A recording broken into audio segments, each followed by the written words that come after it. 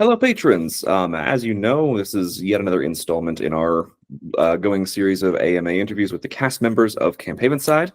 Today, we are talking with the wickedly talented James Oliva, known for many things, such as Greater Boston, but my personal favorite gem and my personal favorite podcast of all of them, Frequency, which is a show that changed the way I listen to everything, changed the way I think about sound, changed the way I think about the things you can do with this formula. You may also recognize him as the voice of Thatcher in Camp Havenside. And as I've said in the other previous AMAs, if you've seen them, it's been about 5 months now as of recording this since Camp Havenside wrapped. And during that time that has passed, I've been kind of reflecting back on this project that was 8 years in the making and thinking about sort of where it was in the beginning versus where it is now. And then even another layer to that being that it is in audio now, which was not previously part of the plan.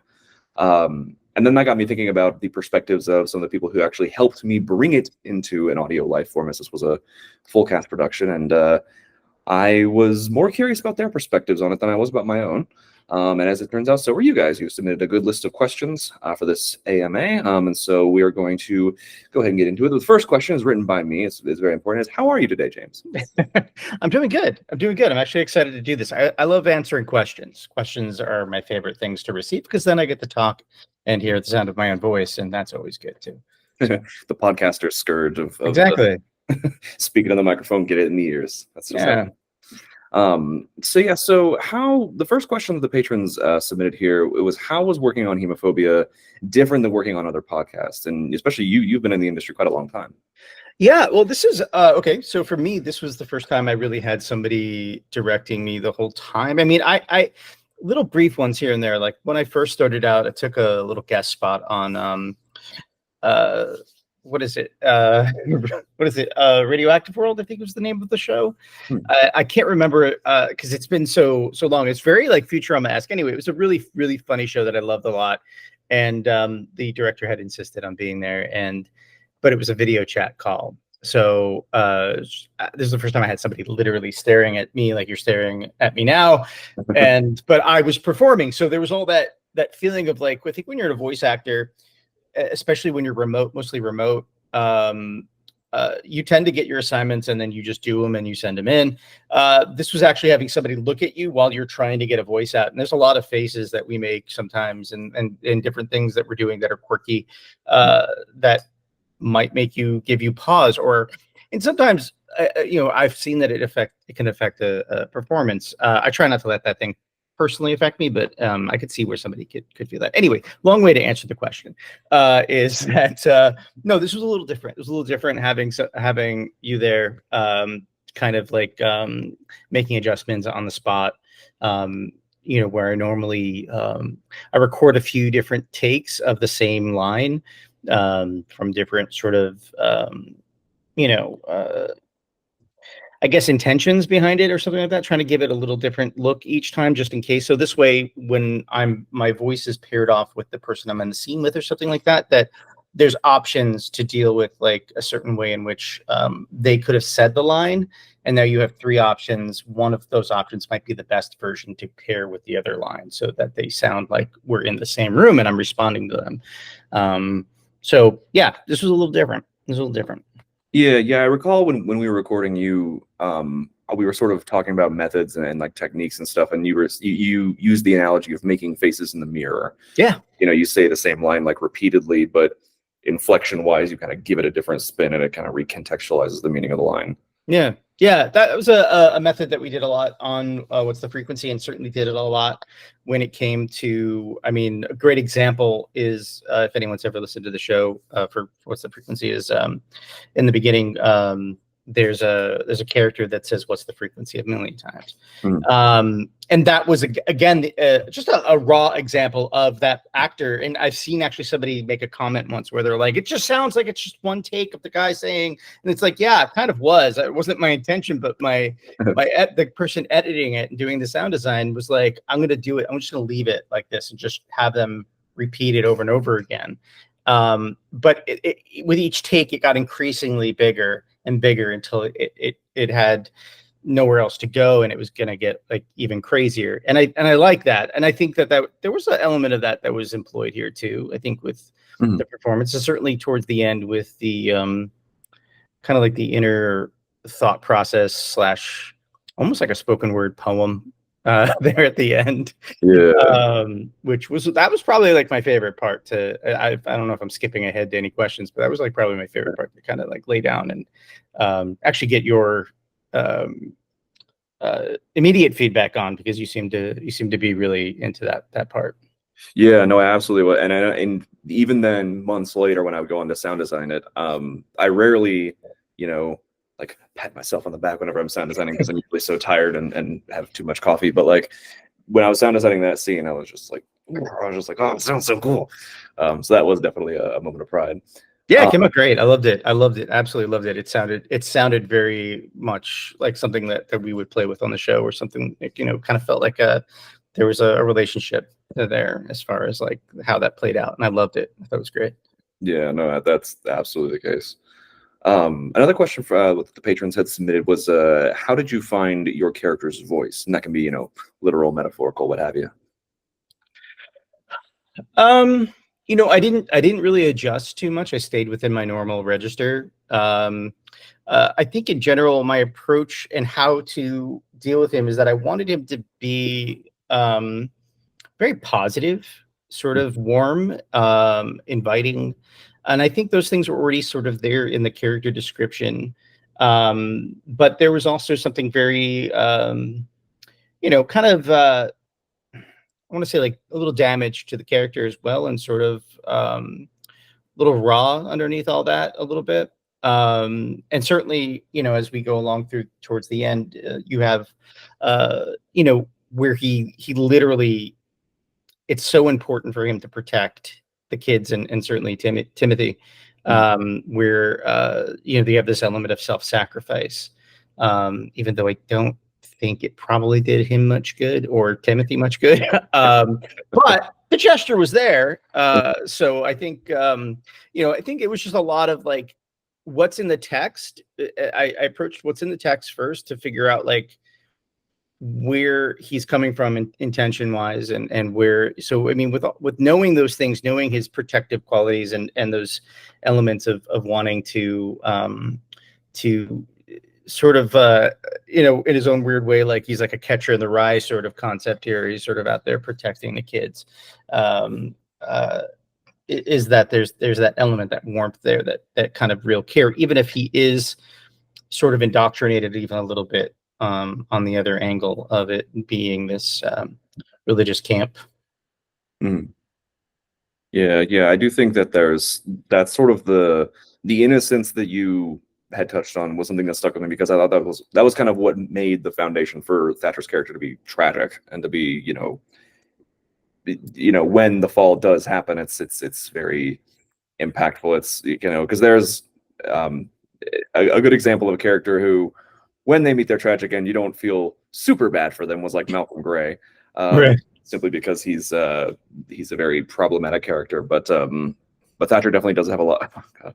Thatcher has a lot of heart, no pun intended. That's It's fine. You could have pun there. It seemed it would work. Yeah. I think that I was doing a little re-listen, and I was finishing up today even, and one of the things that struck me about him was that I kept thinking, like, outside of the context of that particular moment that we may have been in with him or something like that, I kept thinking to myself, I'm like, yeah, he's not about making this a bad experience for anybody. He's not going to co-sign on someone else torturing another camper, or not literally, but being mean or cruel, or being kind of overtly negative. He's there to kind of like, he wants to inspire. He feels like he has to inspire. Mainly also just due to the fact of just his own sort of extremism to avoid his past, right? So there's a part that you just have to just put that mask on and be like, everything's good, I'm happy. And I think that's kind of really his perspective, but he happens to be a good person under all that too. He's just somebody who can't really live his life the way he wants to. Yeah, that is sort of the kernel of the or the core of the tragedy in a way. That sort of plays in, I guess, a little bit into the next question from the patrons, which was, what about your character did you most connect with? I guess on like a personal level.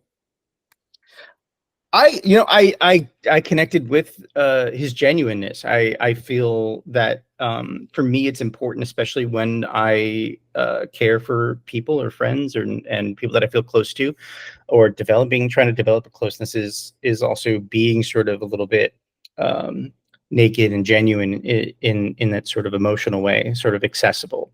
And so I kind of felt that from Thatcher as far as what was in the text and trying to bring it out more and put it more front and center for him.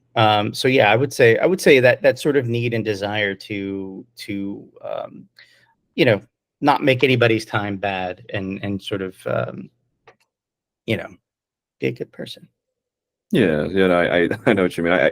It's funny too because I think back to the scene where Thatcher is delivering sort of like a miniature sermon about lust and stuff like that in Guy's class, and I recall you kind of putting in like a little intentional twist inflection whenever he said like, and this happens most often when we're looking at girls, because it's like, you know, inside he's like, there's a discrepancy between the message that he's spreading and also like the pain he's kind of trying to run from. There's a tension. Right. Like I kind of felt like like for him, it wasn't about just replacing it with a particular gender, that it was just him soloing it into one gender, as opposed to like if he were to be speaking from his heart and being allowed to have his relationship with God and the religion the way he would want it to, that the concept here would be that, you know, he may say something different, like, you know, the person that you love or whomever they may be, that type of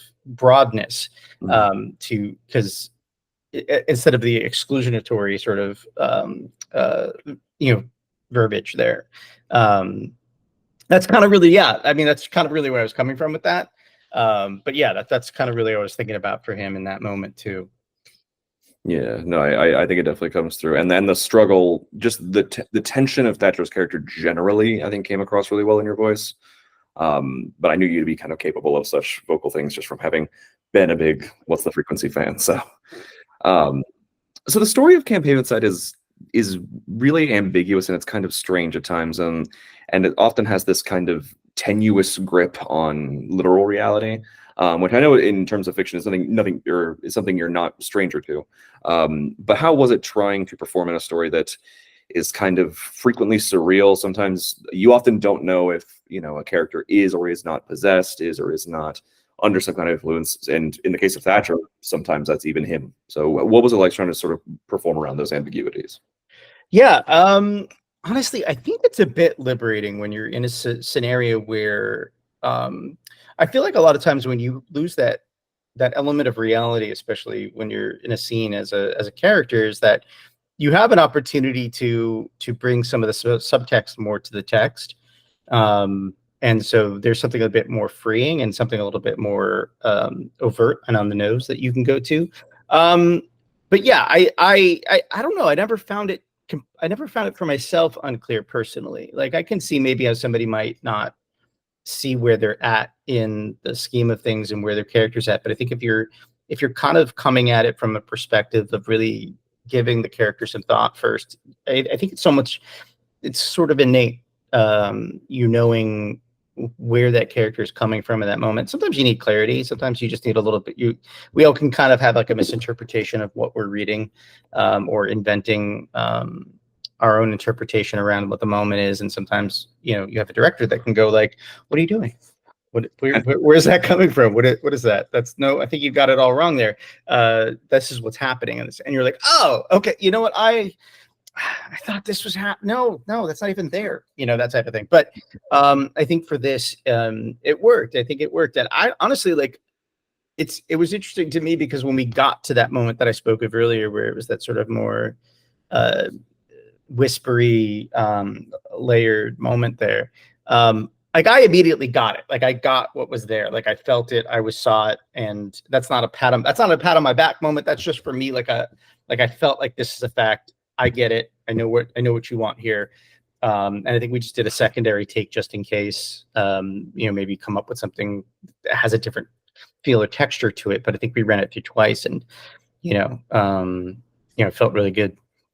Yeah. No, when we ran through that scene, you did get it instantly, and I knew that was going to happen. That was another reason that I think when I was deciding, because for the most part when I was casting Cape Havenside, I kind of wanted to look in people that I knew and people that I knew of in the scene and people who I generally admired their work, and so.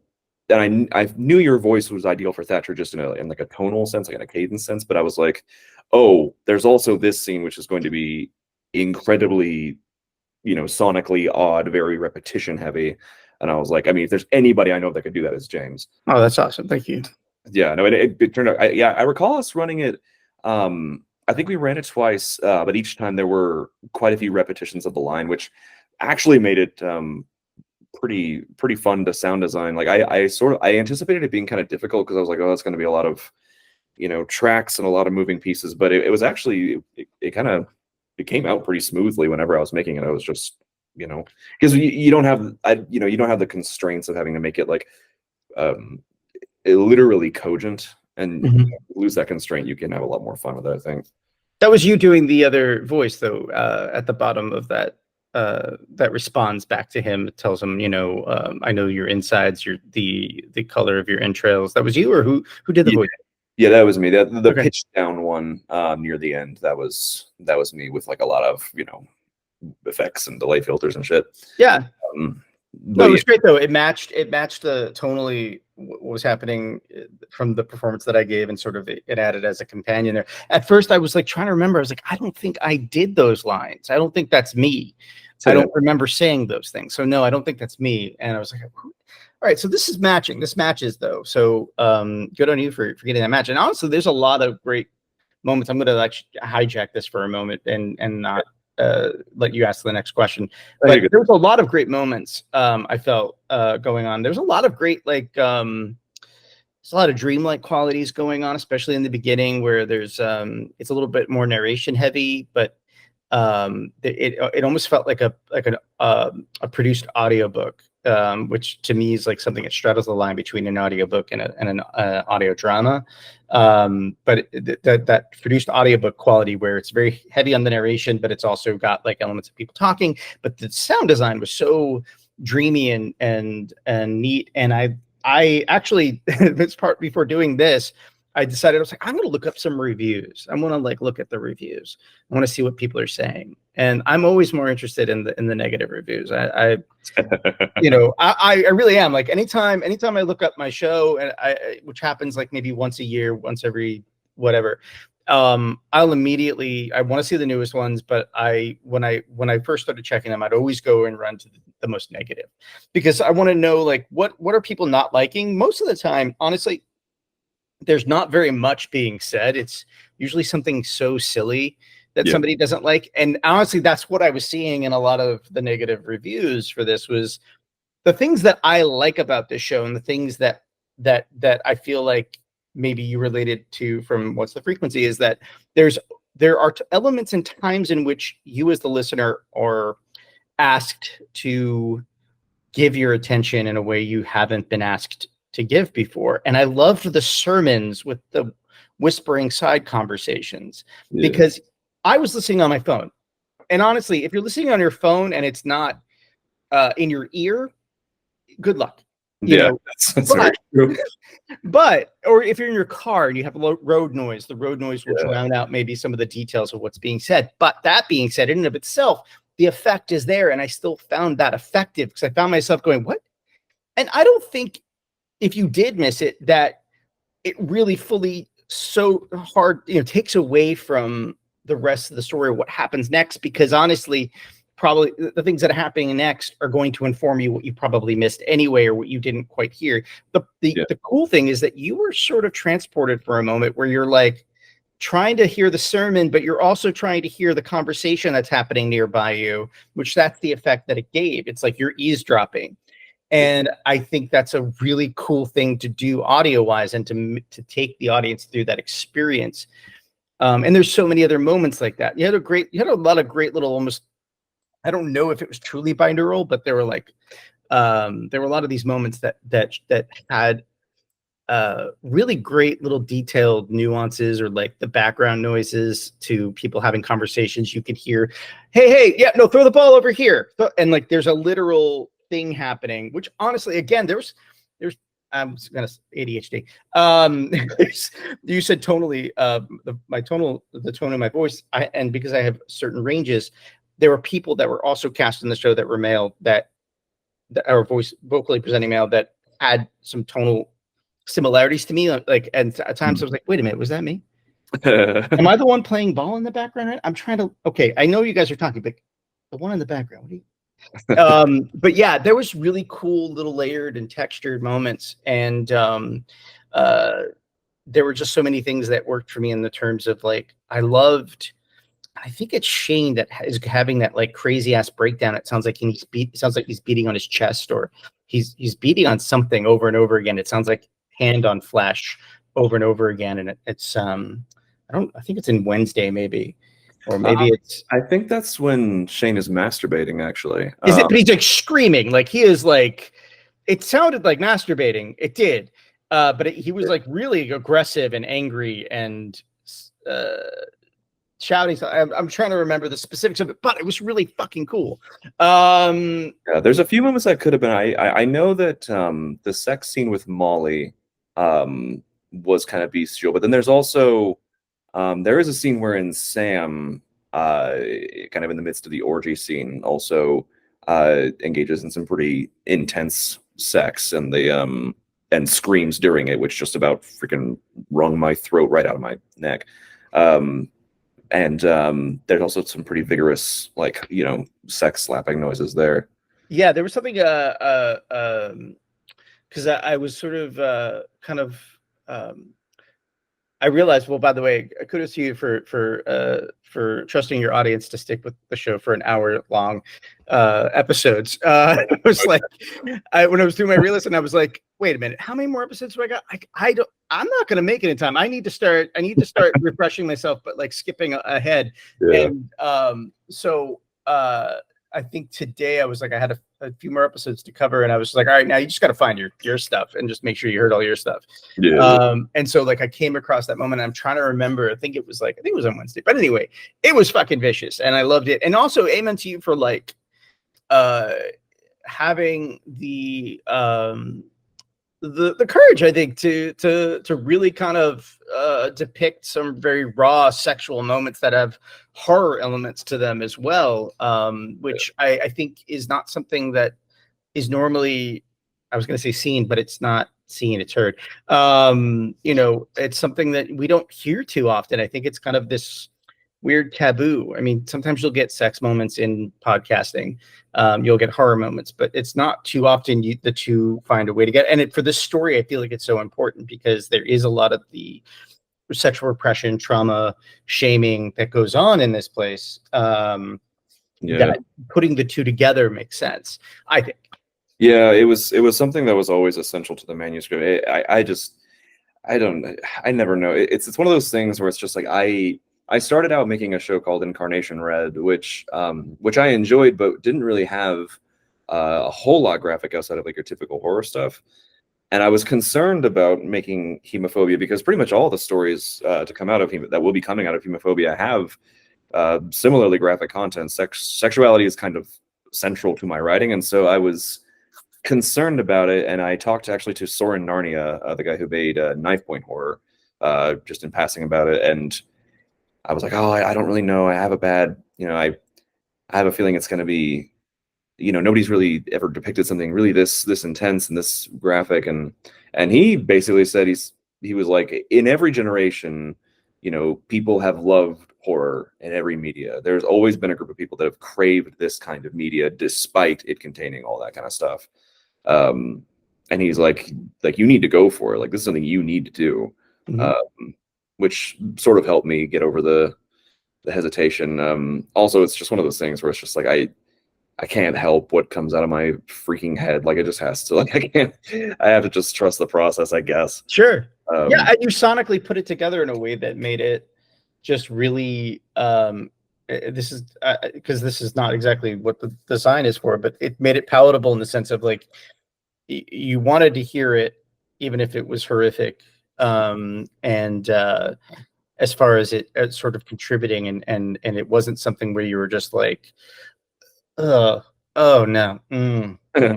No, I can't listen to this show. It wasn't like that. It wasn't like that at all. At least not for me. And maybe that just means because you and I are sick or something. I don't know. But I dug it. I really did. I thought it was kind of cool and courageous and neat. Well, I'm glad to hear that, because the both on the content and also on the Sonics, because yeah, the Sonics are kind of strange, and a lot of times it does kind of engage the senses in a different kind of way, and like, you know, a lot of times, yeah, it's hard to hear, you know, if you're like in the sermon scenes, you know, there's other thoughts going on in the background, and I tried to make it such that, like, you know, the things that people might not hear are things they you know, aren't exactly mandatory to hear. Hopefully that worked out, but I sort of thought back to, I sort of think back to, there was a quote from Kendrick Lamar actually, where he talked about experimenting with different sonic styles, and he said, he was like, I knew that experimenting with jazz in this case was going to be a challenge for my listener's ear, but I'm out here trying to challenge myself, and I'm gonna have to challenge you too, kind of thing. Yeah. So hopefully if I can work that, I don't know. At the end of the day, you're just throwing shit at a wall. See Yeah. And you can't sit there and over scrutinize yourself into talking yourself out of the thing that you're trying to push towards. So you just got to do it. It's not like you have $1 million invested into a project, and if it fails, you lose $1 million. Podcasting in general is pretty affordable to make risks and to present risk, and if you're not going to push yourself, you're not going to go for the thing that you want to see and or hear, then why are you doing it? Why don't edit yourself for the sake of a pretend audience that you don't know if they're there or they're not there. You've just got to create the thing and let the audience find it. If they find it, awesome. If they don't, well, okay, I'll make something else, I guess. But we'll see if that finds an audience or something. Yeah, exactly. Is another question from one of the patrons, which has gotten a diverse array of responses, which is, what was the hardest line read you had to do? I'll tell you what I don't remember what the hardest one was to do in the moment, but I can tell you what the hardest one was to hear. It's the moment where, what is it? Where he kind of snapped out of it from being drunk, which, by the way, I loved that whole monologue thing that from where he's remembering Jason Thorne. Yeah. That whole, and then he's pulled out by Malcolm. It's that line where he sort of stutters a little bit, and it's just like 3 words or something like that. For some reason, like those getting pulled from your thought moment and stuttering, and I don't know, it just never sounds right to me, like when coming out of me. So like when I heard that line again, I was like, no, do it again. I was like, no. So maybe it's something so simple and dumb, like something so I tend to have an easier time with those sort of like pretend moments where you're just like, when I'm walking, like the character's walking from the cabin out to the pole, and he's like, oh, hey, how's it going, guys? All right, we'll keep it up. Stuff like that. Like I can bring myself into that moment a lot easier than I can about sort of, while I'm trying to disassociate and then pull out of it and go, I don't know. It just didn't sound good to me. I was like, I would have made me do it again. If I heard it and I was editing it, I would have been like, get back in the booth right now. Just really just say that. It's funny you say that too, because I feel like I think that take in particular was your first of a few on that line, actually. But I ended up just liking the first take the most. It's funny enough. You'll also be pleased to know that a lot of the other folks I've interviewed in these AMAs have said like the same thing. Like people always expected to be like, oh, was it this really intense graphic scene? Was it this exact scene? And they're like, no, it's just the scene where you have to like say simple shit. It could just be really hard. Yeah. Like there's also one other one I was like, I would probably do that again. It was like when they can't find Timothy and they come in, and I purposely was doing like a tonal change between what was happening before that moment, because he was having like like a real like different conversation, and then he just sort of snapped. He's like, "Did you find him?" There was just something also too. I was like, "You could have done that better," but it's always like something silly. Like I was in a play once a very very very long time ago, and I had the opening line. I've had the opening line of a play twice, and it is the worst thing. Like I'll rehearse that line into oblivion, like true oblivion, where I will say it in my free time. I'll be just making soup and like, like if music be the fruit of love, play on, give me excess of it. Or it was one of my first lines was Mother, I'm home. I did Mother. I mean, the person directing me had me come in and do that line, like my entrance, because it opens the show like an absurd amount of times where some people may have just quit. But yeah, that was the start of me like getting into my head of like, there's like something weird with that first opening line or something like that in a play. But yeah. Yeah, no, that is facts. So here's a question I wanted to ask you. We've sort of touched on this already, but given that there is kind of like and a really, what's the word, unignorable overlap between some of the methods that were that made hemophobia and some that made what's the frequency, and they are kind of, I mean, in some senses they are podcasts in similar veins. Where, like, in what moments, whether the ones we've already mentioned or elsewise, do you see like the methods of hemophobia overlapping with like the kind of the way that you guys made what's the frequency? Because I definitely, even sound designing it, like after some points I was just like, oh, this kind of sounds a little bit like what's the frequency. Sure. Yeah. I think there were there were some moments of like it sounded like some girl doing like almost like a baby voice sort of thing, but it was like almost a little bit unintelligible. Like and like, but it would just sort of chime in here and there. And it reminded me of there's a character towards the end of what's the frequency called, the weirdo, who's like in the bathroom stall at a diner, and she's talking about her dolly, and you can't really hear her at first, and the character can't really hear her at first, and so she's like, "Excuse me," and it's meant to be that one of those moments where you're just like if you were watching it in a theater, you're like, don't go near the stall. There's nothing good in the stall. Don't.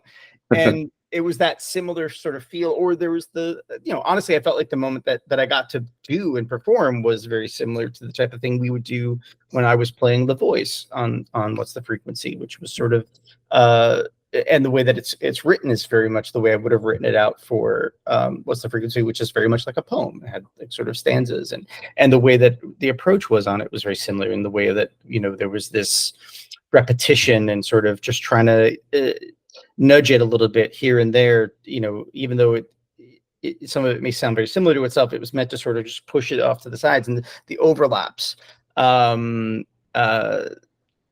There was a moment that didn't sound directly from that, like a direct influence, but sounded like something that we would do. And I was sitting there thinking, I'm like, because this is what happens. It's like there's the inspiration, right? So like, say if any in whatever terms or whatever way in which you feel that What's the Frequency had helped influence the sound design here. Now this show it builds off of that in ways in which we didn't get to do. I mean, you get to musically play a lot more, and you had a moment with the strings, and the strings kept building, and they're off tune, and they're like, and they overlap, and that's something that I had been thinking about for a while. I'd like us to get into, but when I send it off to Alex and he's doing the sound design, it's not really his forte, but these are things we can grow into. But there was a moment, I think it was in the first episode, where I don't know who the woman was, but she was taking her son home early from camp, and he's in the back seat, and it was very much like, yeah. And she's like, well, and you can hear her perfectly. So she's responding, and it's her responses that are filling in the gaps for what the boy is saying, because you can't really make out what he's saying. He's literally saying something, but there's a filter on him in such a way where he sounds like he's already in the you can't quite tell. But then there's like a moment, I think, where it's pretty clear he says something about dying, or like you're gonna die or something like that. Yeah, and I think it was something bad is here. Something bad is here.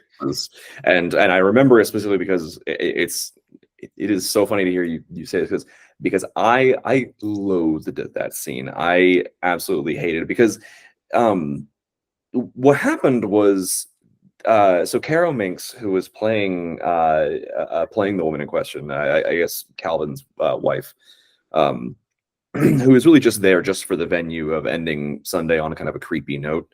Mm-hmm.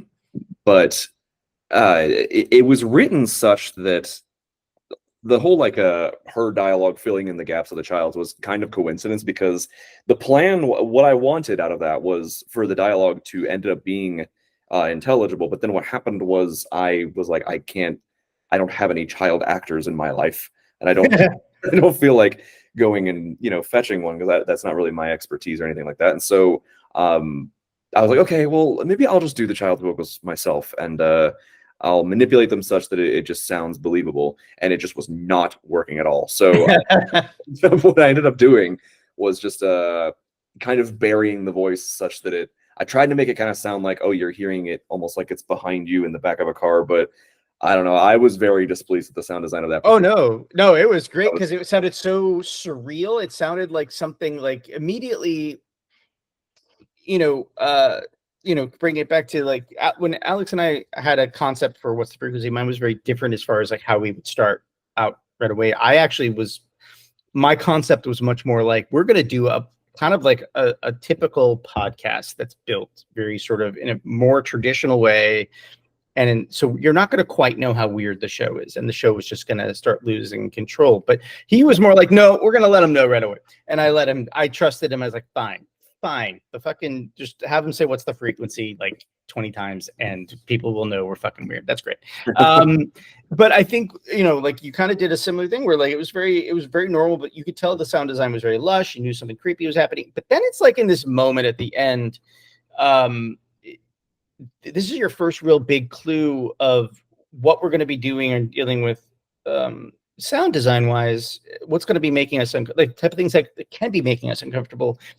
And it's something so innocuous. It's just a conversation between a child and a mother, but you can't quite hear the kid. And not only does it sound like he's in the back, you can't make out the words, but it also sounds like it's just not a real world sound coming from back there. It's not like it's just in the background. It's something else. It's like something covering his mouth, or he's like in another dimension trying to speak through the dimension to his mother. And that in of itself, I think, helps really, and it ends on that, helps set the tone going forward of knowing where we could go. Like there was the moment towards what was it? I think it was on Tuesday where Sam first goes to the cabin, and there's the narration. And that was the first time the narrator, which I liked the concept you had about the narrators are stripped down, stayed very much tonally in one area, just so this and like this and this, and nothing went up or down. Didn't matter what was going on with the characters. Sometimes that there's that need or desire to create some sort of inflection in there and tension and stuff like that, or urgency, I should say. Urgency was the one I was looking for. But then towards the end, when he's describing what's happening to Sam, the narrator does first time get sort of wrapped up in getting a little scared because he was talking, and he's like, and then something was coming in, and he heard, and then it cuts, and then he goes back to kind of like narrating again, and then you have like, and it happens again, and you had this sort of attack going. And I thought that was a really kind of a cool concept. I liked that. I liked that there was you were like searching for ways to sonically kind of get under the skin of the audience, Yeah, no, I appreciate you saying that. It's one of those things where a lot of times folks will think about podcasts that have narrators and have narration as as like the narrator or the narration being its own character, and or often literally being a character. And I kind of tried to turn that on its head by not being exactly a character, but still, having a kind of deciding the emotional color of a scene, depending on the scene, of course. Sure. Yeah, that is true. One question, and there's another one we've sort of touched on a little bit here and there. What was it like listening to the finished product once all the sound design was in place?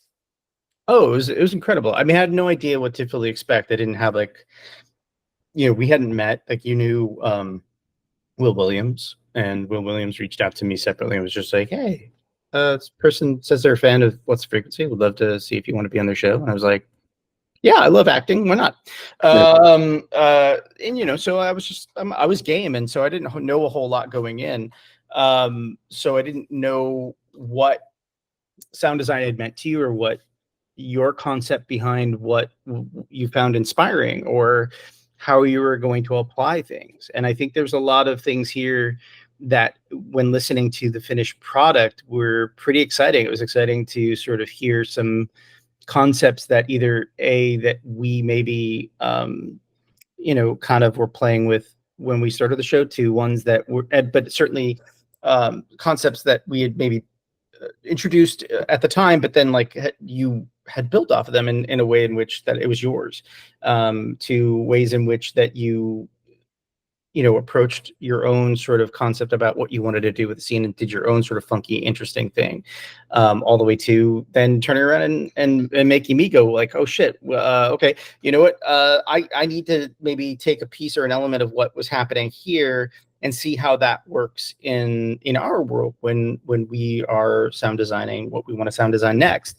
And I think that was kind of like the really cool thing about it. I was really impressed with how lush it was, how much detail and how much care, and how much overlap. I think philosophically, I think that's much more interesting to me, philosophically, where we overlap more so than where the shows are overlapping. It's sort of like, philosophically, I set out when I did What's the Frequency, was like, I want sound to tell the story more than I want anything else. Everything else is sort of here to help, because we're, if you were working in film, I want the film and the images in the film to communicate the story more strongly than anything else. So I want the sound to, we purposefully, and especially because when we started back then, it was very heavy on the narrators, very heavy on the found audio stuff. And so either you were narrating everything, or you had people that were, inexplicably carrying recording devices into places that no one in their right mind would continue recording, which I have very famously have been interviewed many times saying very nasty things about found audio. Not making friends really. So, I felt philosophically, I was like, I loved all of these sort of nuances. I feel like anybody who goes back and listens to Chemophobia is going to be treated with the new things they missed from the previous time. And the show's just going to get stronger with re-listens. And I think that's such a neat thing to give an audience, is the gift of re-listenability, that it's a product that doesn't have to end after the first listen, where so many shows are a one listen only. I mean, especially nonfiction shows. I mean, yeah. I'm sure there are people that go back and re-listen to certain ones, but I don't think it's that widespread. And I think they're very disposable and kind of leave the consciousness afterwards. But, shows like, oh, by the way, that was Radiation World I was thinking of. I called it Radioactive World, Radiation World. ADHD. So yeah, I think that's a really cool thing to do, is to make such a layered and textured thing. And it was so much more layered and textured than I think I was coming in to expect. Like I said, no body work to really kind of create an expectation off of. And I was just really like, God damn, this is good. And there was just a lot of that. And a lot of me going like, yeah, I gotta use some more strings. I really want to use strings. Yeah, the strings were part of the foundation, like the foundational sound design elements I wanted just for Camp Havens. I don't really know that I'll be using them so much in the next season of Hemophobia, but I knew that I wanted to do it. It really was just a mandolin that was very out of tune. I had not tuned it in probably over a decade. Mm-hmm. And then I stuck a capo on the frets diagonally, so across multiple frets, and then I just bowed it. And the bow actually got more and more ripped up the longer the season went. So the further you get into Camp Havenside, the nastier the strings sound, because the bow is just falling apart. Yeah. I really crucified the poor thing. Yeah, that's perfect. I for going, I was testing things out for season 2 of What's the Frequency, which obviously has not been released or even fully really recorded. But I had bought like a violin. I bought all these like instruments that I have no idea how to play. I don't know how to play a violin. I think I basically know how to play one instrument. It's the clarinet. It's not your typical sort of like cool guy, like I know how to do bass or like I'm a drummer. Nah, I got clarinet, but let's get the band back together. I'm on clarinet, you're on clarinet, you're on bass, and you're on clarinet. So yeah, like I bought these things with the intention of just like I don't think you necessarily need to know how to use them fully to get sound from them, and to especially if you're more interested in dissonance. Like I wanted to get more dissonant sort of rougher sounds from them anyway. So like I was starting to play like plucking them and like and I had the bow that I have. Yeah, it was started like fraying because A, I don't know what I'm doing, and B, I'm probably just like like shredding it with way too much force. Yeah, I dug it. I like those elements you brought in, especially. Yeah. Oh, I'm very glad to hear it. So how have your be it friends, family, fans, people in your life generally speaking reacted to your role in the show? Have you had any odd reactions, good, bad, especially considering sort of how graphic it is? Or it's interesting. I was gonna say because I don't know. I maybe you have a better situation than this, but having been in so many shows and having made my own show and blah, blah, blah, I don't know anybody. It's like asking someone to read your script. It's along the lines of saying, hey, I'm in this podcast. You should listen to it. And then they go, yeah. I'm like, do you listen to podcasts? Oh, yeah. I listen to Joe Rogan. And then you're like, okay, well, adjacently. So you could just, while you're on your podcatcher app, you can just, grab this show and put it in and give it a listen. I'm in it. Maybe. So I didn't get a lot of people. I had somebody who I knew not accidentally listened to the show. They meant to listen to the show. They didn't know I was in it. And they're like, I'm listening to Homophobia and you're fucking in it. What the hell? And I was like, listen, I am everywhere. You can't escape me. And they were like, oh my God, it's so creepy. Like they said so many like great things about the show. But they were like, "Oh my God, it's so creepy! You're great!" Blah blah blah. So it was a positive reaction, and this was before I had gotten a chance really to listen to it. So I was just like, "Yeah, I'm in there. You'll listen to it. I guess it's And so I hadn't even known like to what extent like there would be the sexual nature of the whole thing either. So that to me actually was an interesting surprise. Even though it's kind of there in the text, there's like. There's a sexual situation that just happened before the scene. It was like more or less like, hey, don't worry about that right now. Pay attention to your own lines. But I'm just giving you enough to kind of understand where you're coming from, which is fine. Honestly, it's good. I don't need more than that. I don't necessarily think that it's super duper important. I think that I'm going to go off on a tangent. I do think it's important though. Like I like knowing. Like, I know some people are like, oh, my character, or actors who would argue that my character doesn't know that thing, so I don't want to know it. Yeah. Or I don't want to know that guy's the killer if I'm the detective and in the story. And it's like, no, just be an actor. Act like you don't know. Yeah, pretend you don't know. Yeah. Like I think it's important because I feel like it's also our job to. With knowledge of knowing where a story is going, sometimes to imbue it with a sense of foreshadowing sometimes.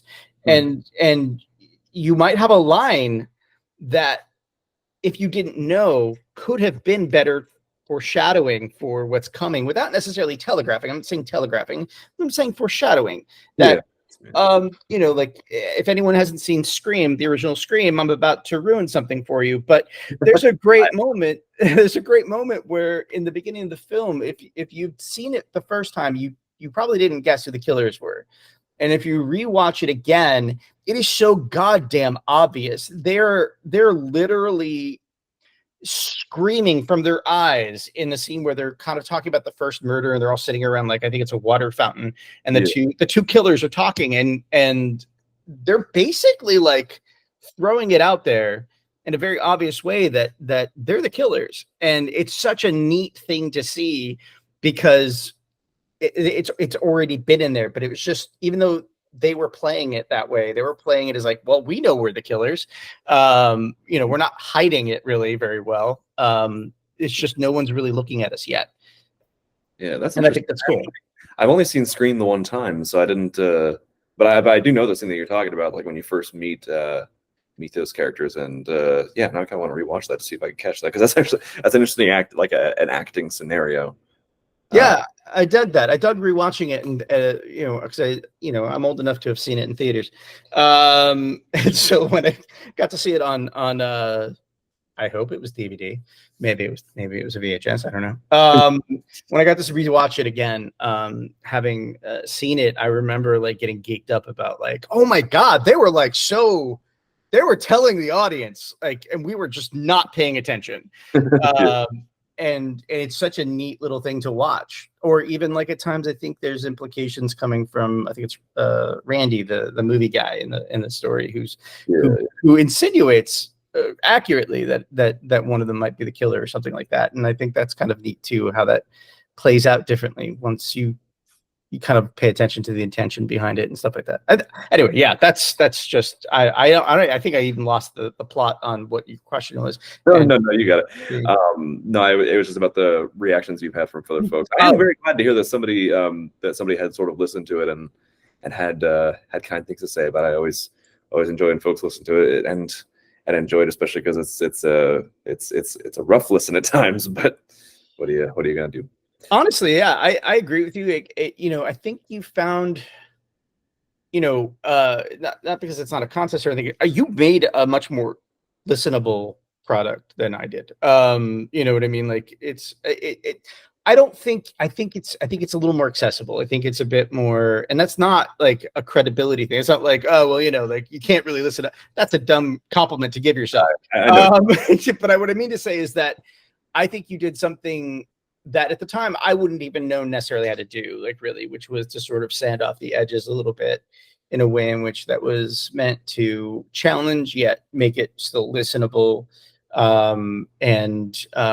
I think there's a nice balance there where I feel, with us, we really were just kind of being a little bit punk rock, a little bit like, like, oh, I'm not going to tell you I'm not going to narrate what's happening in the scene. You're just going to hear like sounds that should tell you and indicate where we're going, like footsteps going across the room, something gets picked up, something gets put down, blah, blah, blah. And there's been no dialogue yet for the past like 2 straight minutes. There's just, you're listening to somebody frantically move around a room.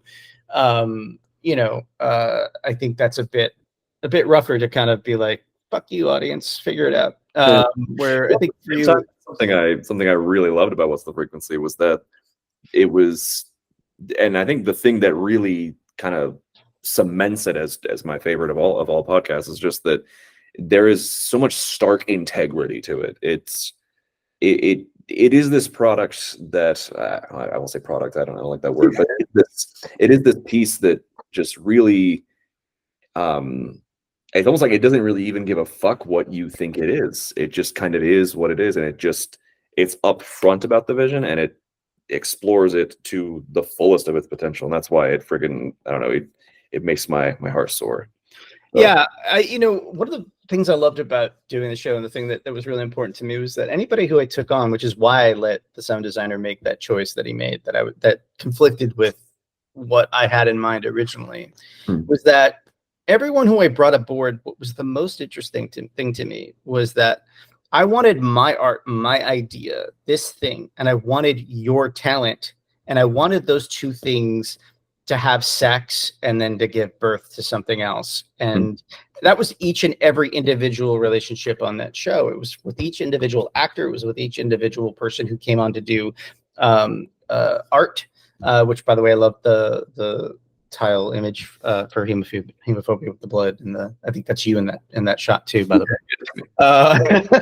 It's good. I like it. But when it came down to we were doing this second season art, I was commissioning art for the first time. I contacted the artist, and the artist is like, great, okay, you want to hire me, what do you want? And I'm like, okay, so this is going to sound a little weird, you don't know me, but this is my show, this is what it's about. Now I want you to make some art. And she was like, okay, but like, what do you want? I'm like, I want you to be inspired by this and then make something. And she was like, but okay. there was this hesitation of like, you're gonna screw me over on this, aren't you, dude? Like, you're gonna make me do all this work. Like that typical like person who's hiring the artist who's just like, no, that's not what I want to do it again. But I'm much easier than that, because really what she made was something so fucking brilliant. She made the image of this man sort of noodling, like he's like a noodle body, like came over like an old timey radio, and then I've seen that. Then he had there was an image of almost like what looked like inspired by Louise, and she's like stretched out across the ground, her arms and legs are elongated, and there's a knife near her. And I was like, oh, this is fucking brilliant. And she was like, so this is the thing I came up with. Any notes? And I'm like, no, here's your money. She was like, really? I was like, yeah, this is perfect. I like that attitude. I try to approach creative things with that attitude as much as I can. And like, because there were even with the acting performances, there were times when like, in particular with Brooke Jeanette, who played Molly, there were times where I was like, I don't really want to say too much about this one. I kind of want you to sort of read this, and where you think Molly would be emotionally here right now, I kind of want to let you sort of just do it. And a lot of times that kind of thing works out, even if you have to workshop it here and there. But like, but still, no, I try to have that attitude as much as possible. Yeah, there's a beauty to it, and I think that's what's the frequency means to me, as far as it, like, everyone who comes has some sort of creative say in what's going to happen. But overall, there was a very strong element of where I knew I wanted the show to go, and where I felt there was not going to be any compromise here. Like, even when I sent the script out to some friends that were already doing podcasting, they read the script and they're like, how are you going to put this on? Like, this first of all, this reads like a regular script. So like how are they going to know he's looking for like a secret button on a shelf? And I was like, sound? Yeah. They're like, yeah, well, you can't like, you need a narrator or something to tell them what's happening. And I'm like, no, you don't. I don't think you do. I think, if we kind of like, if we're listening to something and we're forced to listen to it for a little while, our brains are automatically going like, what is that? Like, what are they doing? And then when the thing happens, when he goes, and there we go, I found the button, or what I don't know what he says. He's like, and like that, I've solved whatever mystery. I don't remember what I wrote anymore, actually. Anyway, the point being is that he finds the fucking compartment, and you get the point. You should get the point at that point. Like everything that led to that point, it was taking you through this guessing game. And again, those are the things that I liked about how the show functions as well. And it does it on its own terms. At times, yeah, we have narration, but on other times the scene plays out as it plays out, and there you get no help from the narrator.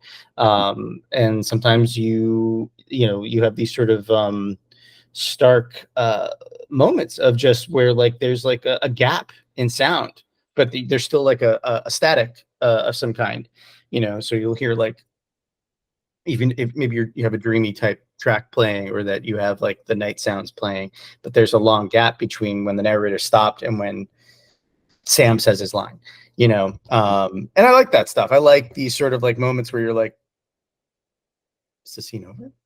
Yeah. Oh no, it's not over. It's here we are.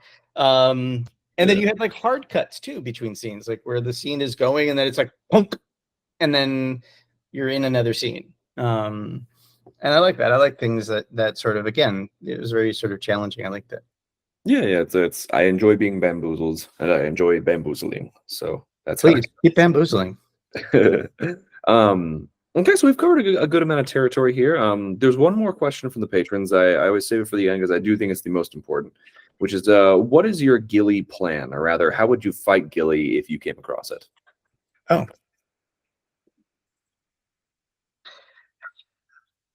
I didn't have a really good grasp as to like how the rules around Gilly per se.